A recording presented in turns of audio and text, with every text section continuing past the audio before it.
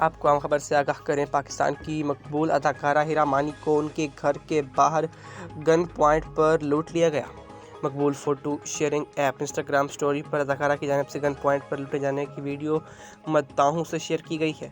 Video में देखा जा सकता है कि अदाकारा की गाड़ी उनके घर के बाहर आकर रुकती है, जिसके बाद अदाकारा का बेटा गाड़ी से उतरता है और घर की बेल बजाता है। बाद अदाकारा का दूसरा बेटा गाड़ी से बाहर आता है और उसी लम्हे पीछे से मोटरसाइकिल पर सवार दो डाकू अदाकारा की गाड़ी के पास आकर उनसे गन पॉइंट पर मोबाइल लूट कर फरार हो जाते हैं। बाद वीडियो में अदाकारा को भी गाड़ी से बाहर निकलते देखा जा सकता है।